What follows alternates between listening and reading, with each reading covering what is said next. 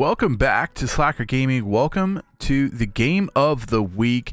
And in this one, it's another one of my videos. So it's another one of my games playing. We are Koreans. We are in the red, and we're playing the Lithuanians in the blue. Current ELO, I should say. I am around the 855 mark. The Lithuanian player is at 933. So a player that's mid 900s we're playing. We've been fluctuating between 800s and 900s. So definitely a player that like I can contend with. And so we'll see if we can do something. We've chosen Koreans. I've been trying to work on my archering kind of builds, my archer game. Been trying to get better at that, and that's kind of why the elos dipped a little bit, is because of I got to the point where I felt so strong in the cavalry game that I felt like we need to start doing archers if we want to go up into the 900s, because there's just certain maps that like I don't want to pick the Franks and just do the Franks all the time. So I picked the Koreans mostly because I felt like they're a okay archer civ, and I feel like when I go into games and I see Franks, I know, boom, they're doing cav, which tells me early on we are going to be doing pikemen and spearmen and all that. So that tells me what my counter is going to be, because I know Franks are really good at the cavalry game. Now, in the Koreans, the reason I picked them is they're a pretty good archer civ, but they could also do cav. They can also do man-at-arms. They can also do kind of other things that really it's going to be hard for him to pick a counter to. And so what we decided, as we're talking, I'm trying to explain to him what good luck have fun is. We're going to go kind of for an archer build. Now I'm still working on the build order. I'm still working on all that. So I know the build order isn't perfect, but it's my best at what I can do right now. But and the Lithuanian player, I looked, he does play a lot of cav civs as well. So knowing what Lithuanians could do, and knowing what they could do with cav, I kind of made sure that I understood what they're probably going to be doing as we are taking in our first elephant here. I wanted to make sure that I know what Lithuanians can do. I've played with them a bunch. They're gonna want relics, so that their knights have upgrades on them.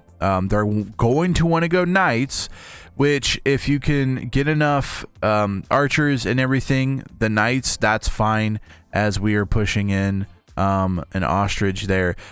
We know that knights can be countered by spearmen, but there becomes a point in feudal and castle where knights just absolutely destroy spearmen, and so we wanted to make sure that we had a better counter to that. And perfect for me, I thought, is going archers. If we can get enough archers built, we can get enough archer military on the playing field, so we'll be okay. We can take out knights. And so that was the game plan here as we go for our mill. We wanted to go a little bit fast castle, but I also wanted to put pressure. If you watched my game from last week, big thing I took away from it was you want to put pressure on people. You want to have the upper hand. You want to disrupt their build. If you could disrupt their build, then you can basically, I don't know why he's doing this. Why is he doing this? I'm so confused by this. Like, all he did was hurt his scout. I'm so confused. And then the elephant stops following anyways. What a waste. You know, this is my first time watching these games, so I know what I did, obviously, but I don't know what he was doing. And so some of this stuff, I'm like, oh, okay, well, that makes sense of why he couldn't do anything. Like, look at this. This is way too many on berries. Where's your lumber camp? Like, this should have been up a long time ago. So his build is just a little off. He's taking way too many straggler trees and not getting enough efficient lumber camps. So that's putting him behind. We are doing houses. We're going to try to kind of wall off this part, try to wall off this part, and then just deal with what's in front of us. And this is kind of something I wouldn't necessarily suggest, because we know he's probably going to scout rush. And in knowing he's going to scout rush, we really need to be getting kind of ready for the scout rush and kind of walling up, but I was so worried about making sure I had enough wood to be able to make archers that I kind of, you know, I closed this off. I eventually closed this off. I believe I closed this off once I start building other buildings, but we kind of left this part open because I was like, well, if you want to try to come in here, then go for it. So the scout rush will come. We know that. Obviously he's a 900 player. He's going to try some sort of scout rush. And when I'm here, I'm actually looking for that. I'm looking, oh, what is he doing? I killed his 2 things here so that he can't have those. And then this probably wasn't a smart idea. You took a lot of damage there, but look how many people I'm pulling away from his elephant. He's not even getting, the food from the elephant while I'm doing that. So I thought that was pretty good. Pretty good trade-off. Trying to find places I can hit. Wood line here is perfect because I could loop around archers here and shoot them with archers, which is what we're wanting to do. So I'm kind of running around trying to figure out what he is doing as he has a ton of people idle here. And I'm going up to feudal. He is, I don't know why he's not going up to feudal, honestly. Is he not? No, he has buildings. I don't know why he's not going to feudal. It's only 500. Oh, there he clicks. I don't know what he was doing. Must have been worrying about something else. I don't know if he was doing something with his scout or what he was doing. But we are going up to feudal, and we got our barracks down. We're creating militia because I wanted to be able to attack him as he's building a barracks. I wanted to be able to attack him and, again, get him on his back foot. I'm not trying to necessarily kill a bunch of his villagers with militia, but if I can irritate him enough to see this idle eco of his go from 9 minutes to 30 minutes, then that's a win. You know, his idle TC is already 3 minutes. Mine's terrible because I was trying to learn the build and I was just not very efficient with my villager use early on in the build. So we'll send out the militia here. We'll have the third one meet him. We want to get these guys out because we want to try to like irritate this wood line before he walls it up. And nothing that I viewed as I went around and looked for stuff, nothing told me he was going to wall up, but I didn't want that to even be an option. I wanted to attack him. I wanted to be able to just irritate his eco and to where he then struggled the rest of the game, kind of like I did in last week's game of the week. So got the scout kind of stuck in there. Not a good idea. Wouldn't suggest it. I saw the stable, so I knew he was going to go knights or was going to go with the scout rush. With that being there, I thought, well, did he already have another stable somewhere else? So while he's doing that, I'm thinking back here, what do I need to do to be able to be ready against a counter? And so we went with the archery range, which is what we wanted. We went 2 archery ranges as our militia are attacking the pikemen. We kill his pikemen, taking down his villagers because he's too worried about what's going on here with his scout. We single that villager out. We kill him. Here's the scout. So we know, hey, we're going to be dealing with scouts here. We've killed what? 1 villager. We're going to try to kill the scout. Probably should have killed that villager before even. Oh, I did. I sent that guy away to try not to die. Kill that. We know his scout was, or we knew his guy was back here. We're going to have to kill another scout. So by our militia doing this, we are killing his scouts because he can't get the numbers up to do it. So we've killed 2 scouts. We're about to kill 2 villagers for him. So we've already killed 2 of his eco.